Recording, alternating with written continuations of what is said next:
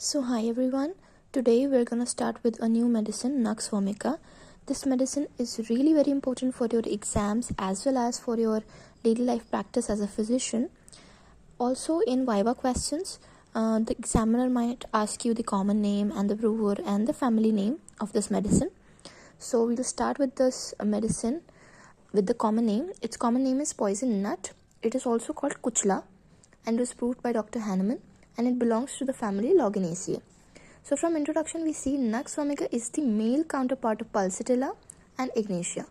Now in homeopathy, Pulsatilla and Ignatia are two female remedies. These are also very important remedies for remembering purpose. So now Nux vomica is the male counterpart. That means कि इनकी जो personality है Pulsatilla and Ignatia, इनकी same personality का male counterpart यानी कि male same personality का mail जो है वो नक्स है और उसी सेम पर्सनालिटी की फीमेल जो है वो पल्सेटिला या इग्नेशिया है. So it is the most frequently looked for medicine in the box of every homeopath. This remedy is indispensable because ये एक ऐसी मेडिसिन है जो कि हर होम्योपैथ के पास मिलेगी ही मिलेगी, इसके बिना काम ही नहीं है, क्योंकि इसकी पर्सनालिटी कैरेक्टरिस्टिक्स इतने कॉमन है, इतनी अच्छी रेमेडी है. It works for all problems and works very effectively. So every homeopath is surely looked for Nux vomica. So now it's indispensable for the first remedy indicated after much dosing with allopathic drugs. Generally हमें पता है कि homeopaths के पास first पहले तो कोई problem लेके आता नहीं है. They always go to the allopathic doctor. They take all these English medicines and toxicate themselves और केस बिगाड़ देते हैं, and then afterwards they come to our homeopathic clinics when they have nothing else to do.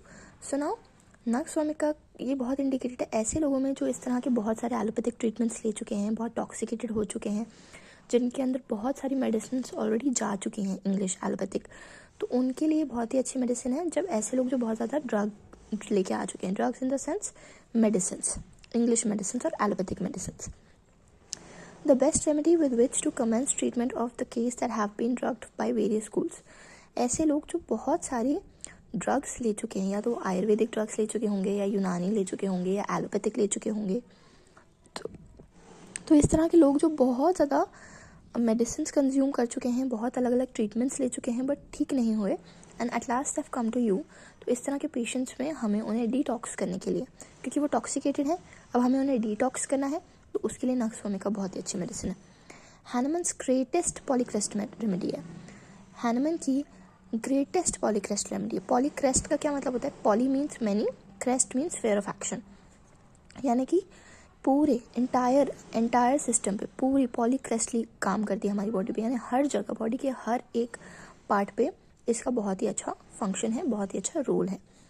So preeminently the remedy of any of the condition incidentally to or arising so called modern civilised life, applicable to both acute and chronic elements. इसका क्या मतलब है कि ऐसे लोग जिनको कोई acute problem हो रही है या क्रॉनिक है, यानी कि कोई अभी अभी प्रॉब्लम आई है तो एक्यूट हो गई, और बहुत लंबे टाइम से अगर कोई प्रॉब्लम चल रही है, बहुत सीवियर सफरिंग है, तो उसके लिए भी ये बहुत ही अच्छी पॉलीक्रेस्ट मेडिसिन है.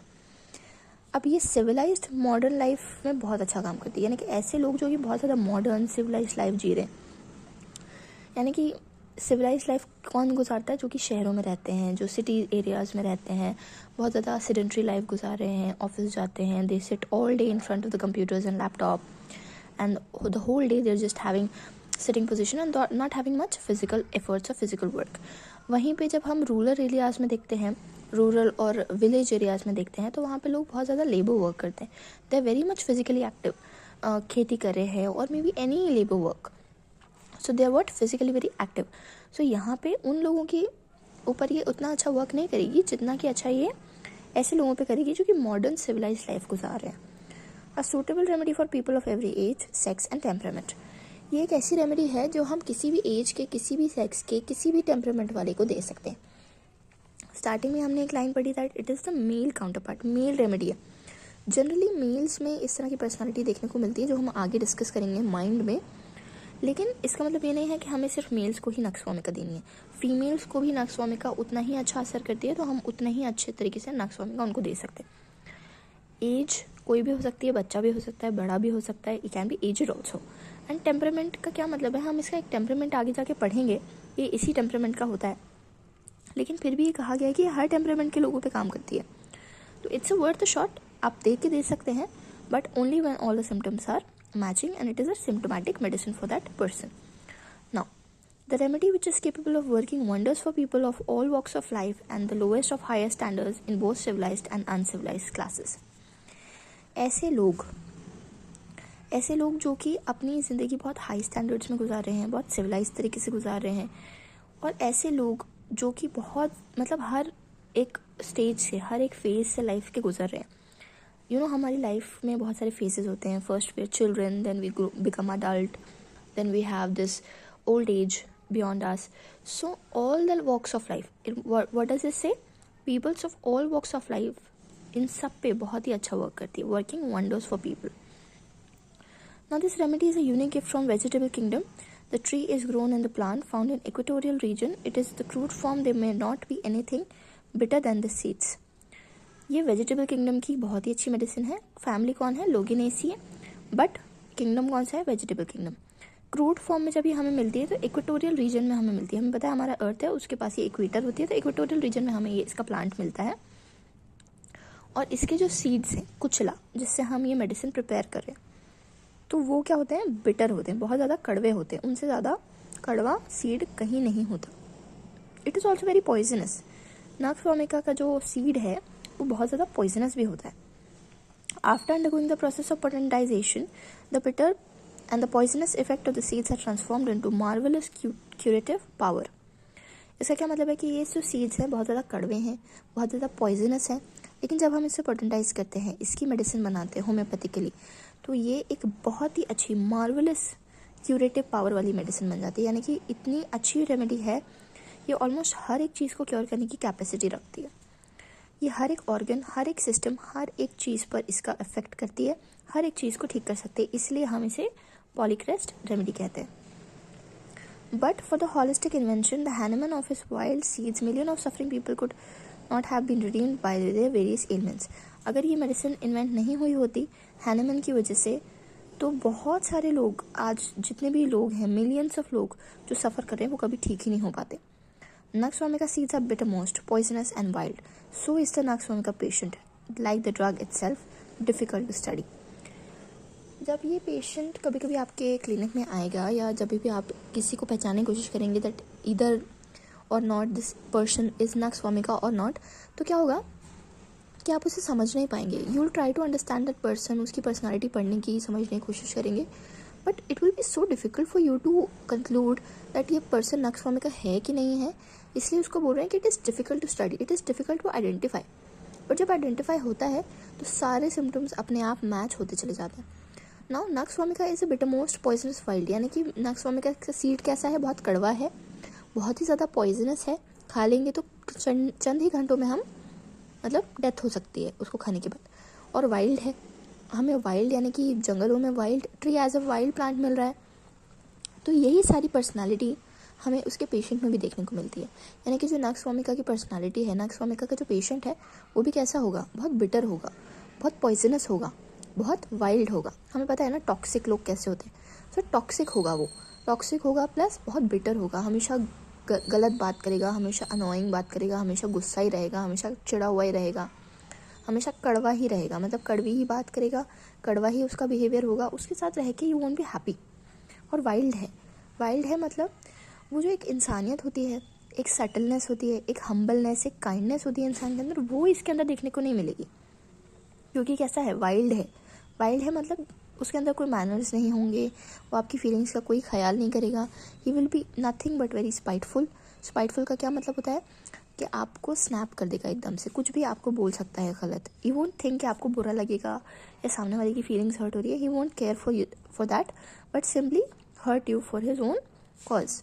तो इस तरह की पर्सनालिटी वाले लोग जो होते हैं वो नक्स वोमिका में आते हैं। ये हम आगे और डिस्कस करेंगे जब हम माइंड पढ़ेंगे नक्स वोमिका का। So now will start with the clinicals.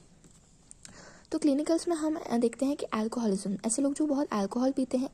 Anger effects of, गुस्सा करने के बाद जिनको प्रॉब्लम्स होती हैं, बहुत ज़्यादा गुस्सा जिनको आता है, मतलब आउट ऑफ कंट्रोल हो जाते हैं, बहुत ज़्यादा हाइपर हो जाते हैं। Apoplexy, asthma, bilious attacks, bladder infections और bronchial troubles, catarrh, colic, cold, constipation, conversion, cough, croup, delirium, diarrhoea, dysentery, dyspepsia, fever, gastrointestinal disorder, gall stones, gout, haemorrhoids, headache, heart affection, hernia, labour, liver affection, locomotor ataxia, lumbago, menstrual disorder, paralysis, pregnancy disorder, sleep tenesmus, throat, lung affection, urinary disorder and vertigo. See, it is working on so many clinical and therefore it is a polycrest medicine क्योंकि ऐसी कोई चीज़ नहीं है जहाँ पे nux vomica का action ना हो. तो ऐसे लोग जिनको बहुत गुस्सा आता है, ऐसे लोग जिनको रेस्पिरेटरी ट्रबल्स बहुत होते हैं, जिनको एस्थमा होता है, जिनको डिफिकल्टी इन ब्रीदिंग होती है, सफोकेशन होती है, ब्लैडर इन्फेक्शन यानी कि यूरिन कंट्रोल करने में कोई प्रॉब्लम है, बहुत ज़्यादा यूरिन हो रही है या फिर नहीं हो रही है, मतलब पूरी सेटिस्फैक्ट्री यूरिन पास नहीं हो रही है. बिलियस अटैक्स क्या होता है कि लिवर में जब हमारे जो एंजाइम्स हैं बिलीरुबिन, बिलीवर्डिन या बाइल सॉल्ट्स हो गए, सोडियम ग्लाइकोकोलेट और पोटेशियम टोरोकोलेट या फिर सोडियम पोटेशियम ग्लाइकोकोलेट और सोडियम पोटेशियम टोरोकोलेट, ये दो हमारे लिवर के बाइल सॉल्ट्स होते हैं. तो इनका कभी डिस्टर्बेंस हो गया, ब्रोंकियल ट्रबल्स, कैटरा क्या होता है वही हमारा कोल्ड, सर्दी, जुकाम, कफ, कॉलिक क्या होता है intestinal pain, abdominal discomfort, constipation यानी कि हार्ड स्टूल और बहुत डिफिकल्टी इन पासिंग और डिफिकेशन ऑफ स्टूल, कन्वर्जन्स क्या होते हैं फिट्स आना जिसे हम फिट्स कहते हैं, झटके आना, कफ, क्रूप क्या होता है खांसी, कफ अगेन कफ विथ बाकिंग कफ और इस तरह का कफ, डिलीरियम क्या होता है कि एक ऐसी स्टेट, एक अनकॉन्शियस स्टेट में चला जाता है इंसान, यानी कि एक बेहोशी वाली जो स्टेट होती है उसको हम कहते हैं डिलीरियम, जिसमें उसको अलग अलग ख्याल आते हैं, अलग अलग वो अजीब अजीब बातें करता है, कंफ्यूज रहता है और उसको बहुत ऐसे नशे में रहता है, वो नींद के नशे में रहता है और होश में नहीं आ पाता. Diarrhoea again it's loose stool, then dysentery is loose stool with blood, dyspepsia is indigestion, fever, gastrointestinal disorder, gall stone, gall bladder में स्टोन हो गया, या फिर गाउट है. गाउट को क्या होता है, यूरिक एसिड डिपोजिशन हो जाता है हमारे जॉइंट्स में, तो बहुत ही पेनफुल कंडीशन होती है, जॉइंट्स बहुत स्टिफ हो जाते हैं, बहुत पेनफुल मूवमेंट्स होते हैं, इंसान को उठने बैठने में बहुत तकलीफ होती है. देन हीमोरॉइड्स, तो हीमोरॉइड्स में many times I already also explain in my previous videos that haemorrhoids क्या होते हैं, ग्रेप लाइक स्ट्रक्चर्स होते हैं जो हमारी वेन्स होती हैं वो इन्फ्लेम हो जाती हैं, स्वेल हो जाती हैं around the anus and they come out, they prolapse out of the anus and वहाँ से ब्लीडिंग भी हो सकती है या फिर ब्लाइंड पाइल्स भी हो सकते हैं. हेडेक है, हार्ट अफेक्शंस है, हर्निया है. हर्निया क्या होता है, किसी भी ओपनिंग से हमारी बॉडी, इंटरनल बॉडी में बहुत सारी ओपनिंग्स होती हैं, हमारे ओमेंटम में, लेसर ओमेंटम, ग्रेटर ओमेंटम में एपिप्लोइक फोरामेंट्स होते हैं, इंग्वाइनल लिगामेंट होते हैं. तो इंग्वाइनल रीजन से या अम्बलाइकल रीजन से या कहीं भी इस तरह की ओपनिंग से जब हमारे इनसाइड कंटेंट्स यानी कि हमारे पेट में जो कंटेंट्स हैं जैसे कि इंटेस्टाइन है, स्टमक है या हमारा पेरिटोनियम है जो कि हमारे विसरास को कवर करता है हमारी बॉडी में, जो कि अभी आप एनाटॉमी में पढ़ेंगे डिटेल में, तो वो जब इन ओपनिंग्स के थ्रू बाहर आ जाते हैं या ऐसे बाहर पुश आउट हो जाते हैं तो हमें उसको वापस से अंदर पुश करके अपनी जगह पे प्लेस करना होता है और उस ओपनिंग को क्लोज करना होता है, तो उसको हम बोलते हैं हर्निया. तो बहुत सारे हर्निया होते हैं, अम्बलाइकल हर्निया, इंग्वाइनल हर्निया, तो इस तरह के हर्नियाज में ये बहुत अच्छा वर्क करती है.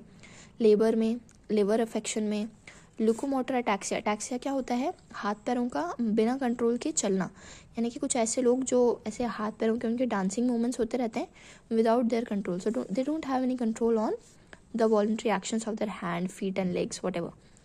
एंड लम्बेगो क्या होता है, बैक एक, मतलब कमर में दर्द या पीठ में दर्द, उसको कहते हैं लम्बेगो. मेंस्ट्रुअल डिसऑर्डर्स, पैरालिसिस वही होता है कि हमारा लोकोमोटरी जो सेंसेशन है, फंक्शन है, वो ख़त्म हो जाता है या फिर कम हो जाता है, या फिर हम जो हमारे सेंसेस होते हैं वो हम लूज़ कर देते हैं because of any nerve damage. Pregnancy disorders में, स्लीप में, टेनेस्मस क्या होता है, मरोड़ जो होती है ना पेट में, ऐसे ट्विस्टिंग एक्शन जो होता है, पेट में जो दर्द होता है ग्रिपिंग टाइप का, मरोड़ टाइप का, डायरिया के टाइम या कॉन्स्टिपेशन के टाइम, तो उसको हम कहते हैं टेनेस्मस. थ्रोट में, लंग अफेक्शंस में, यूरिनरी डिसऑर्डर में, वर्टाइगो इस वर्ड चक्कर आना, वर्टाइगो क्या होता है, चक्कर जो हमें आता है ना उसको कहते हैं. तो इस तरह की सारी चीज़ों में नक्स वोमिका का बहुत ही अच्छा रोल है.